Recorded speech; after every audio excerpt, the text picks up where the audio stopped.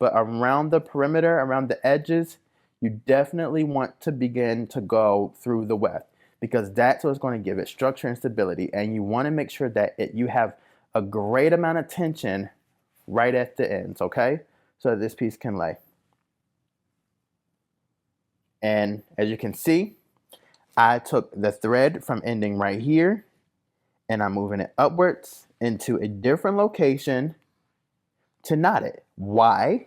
Because Leah's not going to be with me all the time. She's going to be home. She's going to be brushing this and combing it and combing it. And I don't want Leah to go in and start brushing at this edge and then her pieces get loose.